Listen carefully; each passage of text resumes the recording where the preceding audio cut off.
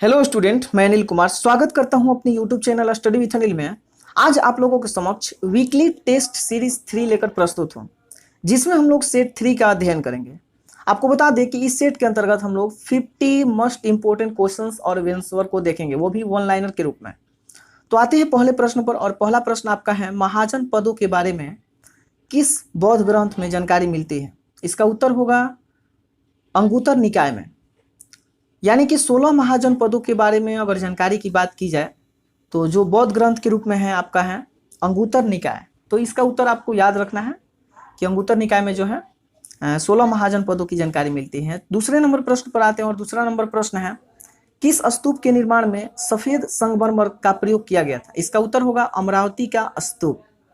तीसरे प्रश्न पर बढ़ते हैं, और तीसरा प्रश्न आप लोग के समक्ष जो है प्रस्तुत है, आप देख सकते हैं यहाँ पर। देखिए, तीसरा प्रश्न आपका है, किस वंश के शासकों ने क्षत्रप प्रणाली का प्रयोग किया था? तो शकों के द्वारा जो है, शक जो वंश था उसके द्वारा जो है पहली बार क्षत्रप प्रणाली का प्रयोग किया गया था। चौथा प्रश्न है कि मौर्य काल में शिक्षा का सर्वाधिक प्रमुख केंद्र कहाँ था? तो मौर्य काल में आपको पता होगा कि मौर्य साम्राज्य के संस्थापक जो थे चंद्रगुप्त मौर्य थे, और इस साम्राज्य की स्थापना में जो है चाणक्य का काफी अहम योगदान था। तो उस समय जो मौर्य काल था, उस समय शिक्षा का जो सर्वाधिक प्रसिद्ध केंद्र था वो कहाँ था? तो इसका उत्तर होगा तक्षशिला में। पांचवा नंबर प्रश्न है कि संसार प्रसिद्ध मयूर सिंहासन किस मुगल इमारत में रखा गया था? जो मयूर सिंहासन था वो किस इमारत में रखा गया था? तो आपको बता दें, इसका उत्तर होगा दिल्ली के लाल किले के दीवाने आम एक महल था, उसी में जो है इसका एक तरह से वर्णन रखा गया था। ये चीज आपको पता होना चाहिए। 6 नंबर क्वेश्चन पर आते हैं। 6 नंबर क्वेश्चन से कि अवध का संस्थापक कौन था? देखिए, अवध को पहले आप जानिए कि वर्तमान में हम लोग किस नाम से जानते हैं। तो इसका उत्तर होगा लखनऊ। अवध जो है उसको हम लोग वर्तमान में लखनऊ के नाम से जानते हैं। तो जो अवध, पहले इसका नाम था लखनऊ, का जो पुराना नाम अवध था, उसके संस्थापक कौन थे? इसका उत्तर होगा सआदत खान बुरहान उल मुल्क। तो ये चीज आपको पता होना चाहिए। क्या नाम था? सआदत खान बुरहान उल मुल्क। 7वें नंबर प्रश्न पर आते हैं, और 7वां नंबर देखिए आपके समक्ष प्रश्न है कि अमृत बाजार पत्रिका की स्थापना किसने की? तो इसका उत्तर होगा शिशिर कुमार घोष और मोतीलाल नेहरू के द्वारा जो है अमृत बाजार पत्रिका की स्थापना की गई थी। तो बहुत ही महत्वपूर्ण प्रश्न है। कई बार राष्ट्रीय आंदोलन से संबंधित जो पत्रिका के रूप में आता है प्रश्न, तो यहाँ से इससे प्रश्न पूछ दिए जाते हैं। 8वां नंबर प्रश्न है कि अजमेर स्थित 2.5 दिन का झोपड़ा पहले क्या था? यानी 2.5 दिन का जो झोपड़ा पहले एक तरह से अजमेर में स्थापित किया गया था, जैसे कि अब इसका पहले नाम क्या था आपको बताना है। तो देखिए, संस्कृत विद्यालय के रूप में जो है इसे जाना जाता था। किस नाम से जाना जाता था? संस्कृत विद्यालय के रूप में। कि बाल गंगाधर तिलक को फादर ऑफ इंडियन अनरेस्ट किसने कहा था? तो इसका देखिए उत्तर होगा, आप चीजें याद रखिए, वेलेंटाइन सिरोल के द्वारा कहा गया था। किसके द्वारा कहा गया था? तो इसका उत्तर होगा आपका वेलेंटाइन सिरोल। 10 नंबर क्वेश्चन पर आते हैं। गुप्त काल में किस धर्म का सबसे अधिक विकास हुआ था? तो गुप्त काल की अगर हम बात करें, जिसके संस्थापक श्री गुप्त थे, उस काल में अगर हम बात करें, यानी गुप्त काल के अंतर्गत जो धर्म एकदम सर्वोच्च पर था वो था आपका था वैष्णव धर्म। क्या था? वैष्णव धर्म। 11 नंबर प्रश्न है कि किस संविधान संशोधन में लोकसभा द्वारा संविधान के किसी भी भाग में परिवर्तन करने की आधिकारिक रूप से पुष्टि की गई है? तो इसका उत्तर होगा 24वां संविधान संशोधन। यानी 24वें संविधान संशोधन के अंतर्गत क्या किया गया कि लोकसभा द्वारा जो संविधान के किसी भी भाग में परिवर्तन करने की एक तरह से आधिकारिक रूप से पुष्टि की गई थी, उसे प्रमाणिक रूप प्रदान किया गया था। 12 नंबर प्रश्न है कि यह किसने कहा था कि जिसे जीना है उसे युद्ध करना होगा? तो इसका उत्तर होगा मुसोलिनी के द्वारा जो है कहा गया था। अब यहाँ प्रश्न बन सकते हैं एग्जाम में कि मुसोलिनी का पूरा नाम क्या है? तो आपको याद रखना है कि बेनिटो मुसोलिनी जो है इसका नाम था। आगे बढ़ते हैं, और जैसे ही आगे आप बढ़ते हैं तो आगे देखिए, जैसे ही आप बढ़ेंगे तो 13 नंबर प्रश्न मिलेगा। और 13 नंबर आपका प्रश्न है, इच्छा मृत्यु को कानूनी रूप देने वाला पहला देश कौन सा था? यानी इच्छा मृत्यु को कानूनी रूप देने वाला जो पहला देश था वो कौन सा था? तो आपका नीदरलैंड इसका उत्तर होगा। क्या होगा? नीदरलैंड।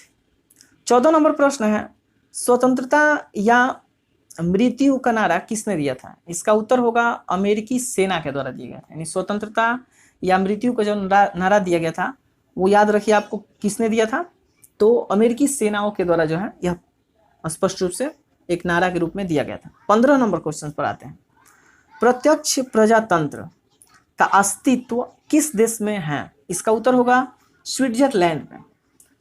16 नंबर प्रश्न है, भारतीय संविधान में सार्वजनिक वयस्क मताधिकार की व्याख्या किस अनुच्छेद में किया गया? बहुत ही महत्वपूर्ण प्रश्न। यानी आपको बता दें कि सार्वजनिक रूप से सबके लिए जो है वयस्क मताधिकार, जैसा कि हम सब जानते हैं कि 18 वर्ष जिनकी आयु हो जाती है वो वोट देने का उन्हें अधिकार प्रदान कर दिया जाता है। तो आपको यहाँ बताना है कि किस आर्टिकल में इसका वर्णन मिलता है। तो अनुच्छेद 326 में जो है इसका वर्णन किया गया है कि जिनका 18 ईयर्स हो चुका है वो मतदान कर सकता है। इसकी एक तरह से व्याख्या जो है मिलता है अनुच्छेद 326 में। 17 नंबर प्रश्न है कि पिछड़ी जातियों के लिए मंडल आयोग का गठन कब किया गया था? तो देखिए, पिछड़ी जो जाति है उनके संरक्षण के लिए, उनके हित के लिए जो है एक मंडल आयोग की गठन की गई थी। तो इसका उत्तर होगा आपका 1978 ईस्वी में। 18 नंबर प्रश्न है कि लोकसभा में शून्यकाल की अवधि अधिक से अधिक कितनी हो सकती है? तो देखिए, लोकसभा के अंतर्गत जो शून्यकाल, जब बैठक चलती है तो शून्यकाल एक समय आता है जो उस समय गतिविधियां के रूप में अपनाई जाती है। तो उस समय बताया जा रहा है कि शून्यकाल की जो अवधि है कितनी होती है? तो इसका उत्तर है कि अनिश्चित काल के लिए होती है। 19 नंबर प्रश्न है कि समाजवाद शब्द का प्रथम बार उपयोग करने वाला कौन था? तो देखिए, समाजवाद शब्द का जो प्रथम बार उपयोग करने वाला जो व्यक्ति था वो था आपका रॉबर्ट ओवन। कौन थे? Robert oven. आपको बता दें कि रॉबर्ट ओवन जो थे वो ब्रिटेन के रहने वाले थे। कहाँ के रहने वाले थे? ब्रिटेन के रहने वाले थे। 20 नंबर क्वेश्चन पर आते हैं। 20 नंबर क्वेश्चन है कि राजनीतिक दलों को संवैधानिक मान्यता प्रथम बार किस वर्ष मिली? तो राजनीतिक दलों को संवैधानिक रूप से मान्यता जो है 1985 में प्रदान की गई थी, आपको याद रखना है। आगे बढ़ जाइए और आगे जैसे ही आप बढ़ते हैं तो 21 नंबर क्वेश्चन आपके समक्ष प्रस्तुत है, देख सकते हैं यहाँ पर। 21 नंबर क्वेश्चन से कि राष्ट्रीय किसान आयोग का मुख्यालय कहाँ स्थित है? इसका उत्तर होगा नई दिल्ली में। यानी किसानों से संबंधित जो राष्ट्रीय स्तर पर एक जो आयोग बनाया गया था, राष्ट्रीय किसान आयोग बनाया गया है, तो उसका मुख्यालय नई दिल्ली में स्थित है। 22 नंबर क्वेश्चन है कि एशियन डेवलपमेंट बैंक का मुख्यालय कहाँ स्थित है? इसका उत्तर होगा मनीला में। अब यहाँ एक प्रश्न ऐसे भी एग्जाम में पूछे जाते हैं कि मनीला जो है किस देश की राजधानी है? तो देखिए, एशिया के अंतर्गत एक देश है फिलीपींस, और फिलीपींस की राजधानी जो है मनीला है। तो जब आपको चीज़ें यहाँ तक याद रखना है। इसके बाद आपको बता दें कि 23 नंबर क्वेश्चन से कि कौन भारत का अंतर्राष्ट्रीय मुद्रा कोष के गवर्नर मंडल का पदेन गवर्नर होता है?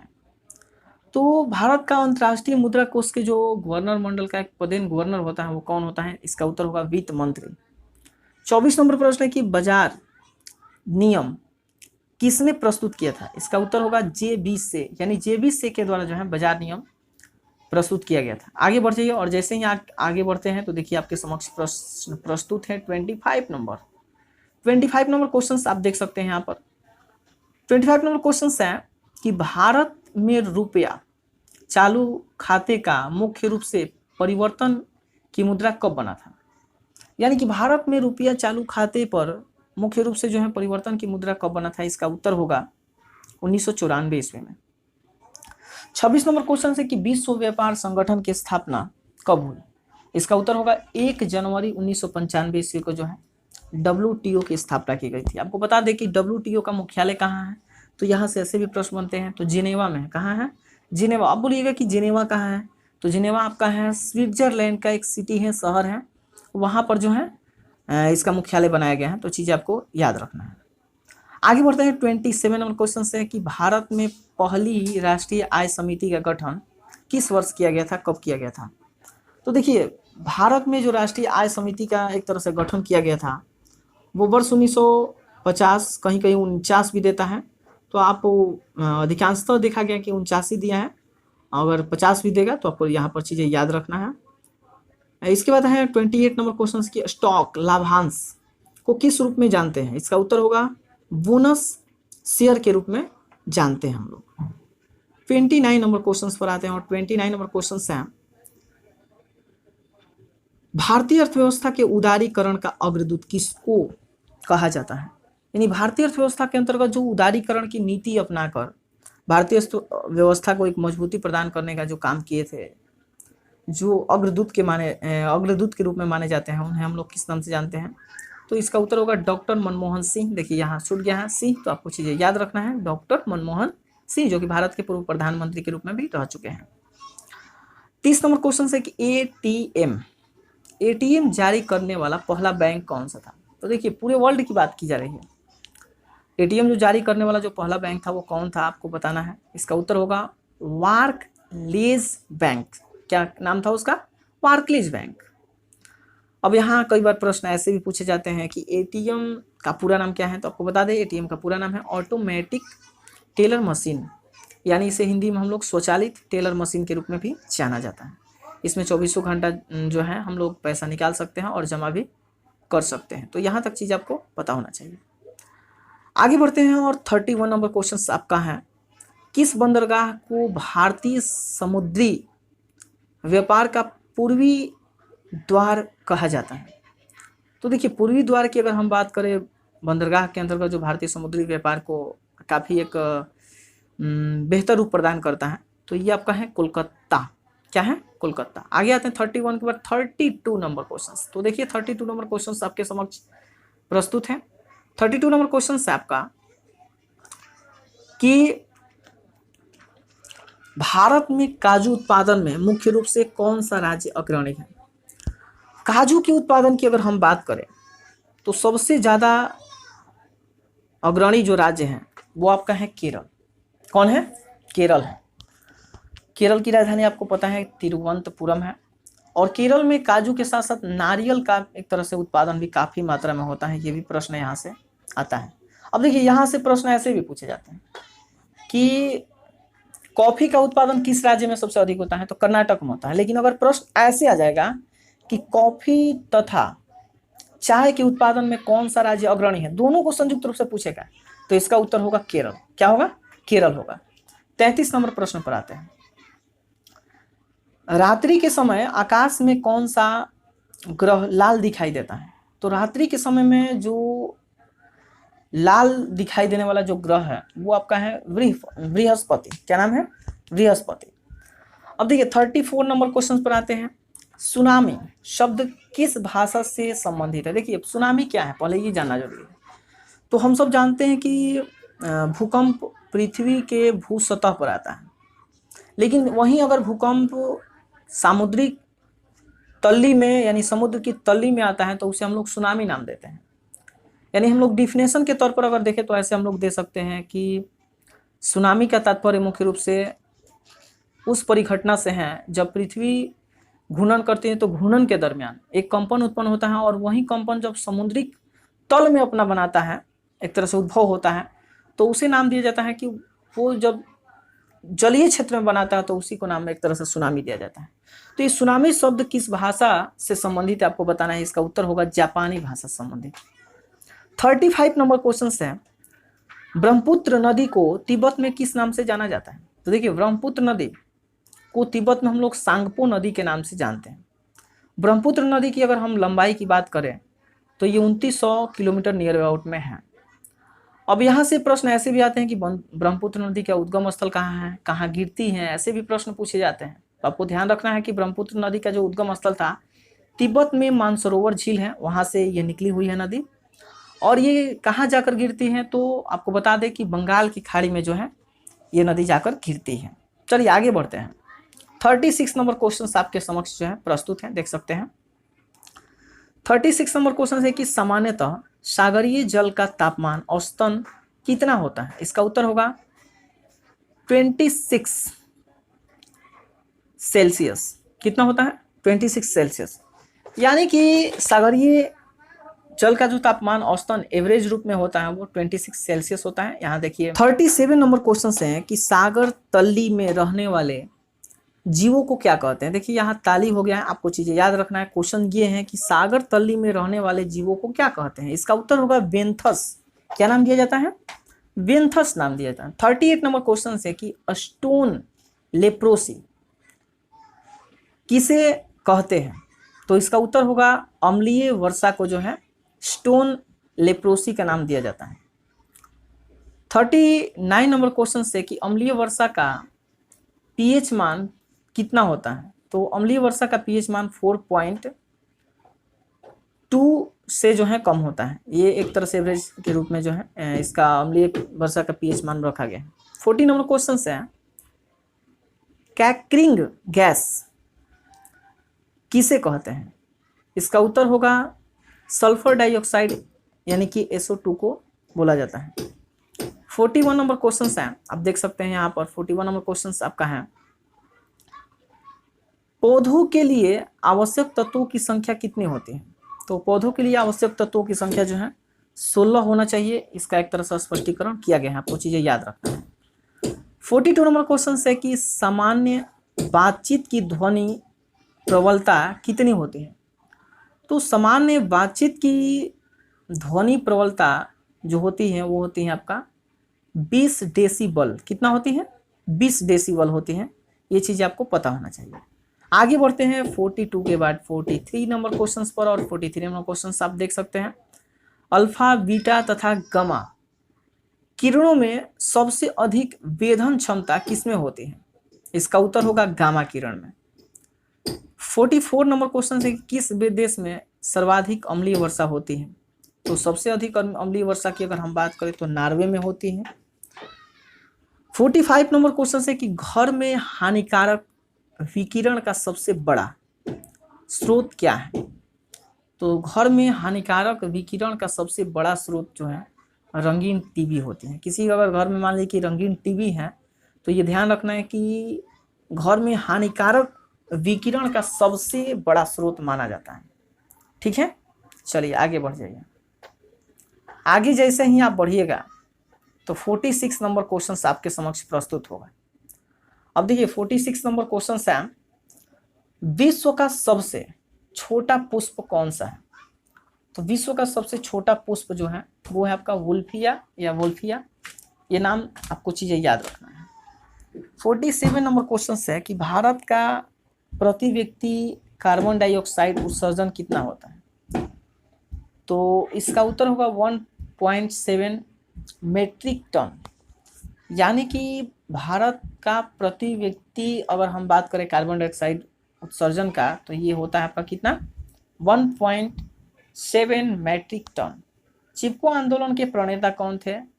तो आपको याद रखना है चिपको आंदोलन के जो प्रणेता थे, यहाँ गलती से लिखा गया है, आप इसको सुधार लीजिए। यहाँ होगा इसका उत्तर सुंदरलाल बहुगुणा। यानी कि चिपको आंदोलन के जो प्रणेता के रूप में थे वो थे आपके सुंदरलाल बहुगुणा। यहाँ चंडी प्रसाद भट्ट दे दिया गया है, आपको चीज़ें याद रखना है, सुंदरलाल बहुगुणा होगा। चलिए आगे बढ़ते हैं। आगे जैसे ही आप बढ़ते हैं तो देखिए आपके समक्ष 49 नंबर क्वेश्चन हैं कि लाल गुलाब को हरे शीशे में देखने पर कैसा दिखाई देता है।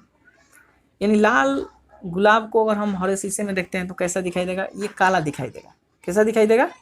काला दिखाई देगा। तो आपको चीज़ें यहाँ तक याद रखना है। 49 नंबर के बाद अब हम लोग आएंगे 50 नंबर पर। और 50 नंबर प्रश्न है सूर्य तथा पृथ्वी के बीच लगभग कितनी दूरी है। तो इसका उत्तर होगा वैज्ञानिकों के मुताबिक पृथ्वी की सूर्य से औसतन दूरी अगर है टोटल, तो आपको बता दें कि 14,94,07,000 बाई 14,96,00,000 वर्ग एक तरह से किलोमीटर है।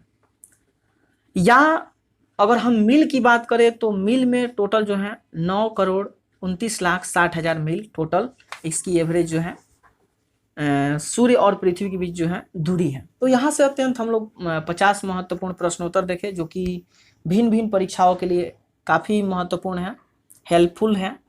तो आप अगर लगातार हमारे साथ नहीं जुड़े हुए हैं तो हमारे चैनल स्टडी विथ अनिल को सब्सक्राइब कर लीजिए, क्योंकि यहाँ से जो है आपको एक बहुत ही बेहतर क्वेश्चंस प्रदान किए जाएंगे और उसको देखने के बाद आपको खुद जो है एक तैयारी का अनुभव होगा कि हमारे पास इतने जो है क्वेश्चंस का एक तरह से अनुभव है, तैयारी है।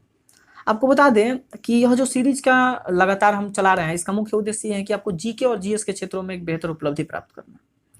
तो लगातार अभी तक अगर हमारे साथ नहीं बने हैं तो अवश्य हमसे जुड़िए। और सबसे महत्वपूर्ण बात है कि इससे पहले बहुत सारे वीडियो प्रदान कर दिए गए हैं, सीरीज 1, सीरीज 2, सीरीज 3 है और सीरीज 3 के अंतर्गत ये सेट 3 है। तो अगर इससे पहले आप नहीं देखे हैं वीडियो तो आप चैनल स्टडी विथ अनिल पर जाइए और वहाँ से जाने के बाद जो है आप प्लेलिस्ट में जाइए और प्लेलिस्ट में आपको सीरीज अलग अलग बनाए गए हैं। प्लेलिस्ट में जाकर आसानी से जो है उन सभी वीडियो को देख सकते हैं और उन सभी वीडियो को गहरा रूप से अध्ययन करने के उपरांत जो है आपको बहुत सारे जीके और जीएस के क्षेत्रों में जो है उपलब्धि प्राप्त हो सकती है। तो चलिए हम मिलते हैं अगले नए सीरीज के साथ। तब तक के लिए धन्यवाद। जय हिंद, जय भारत।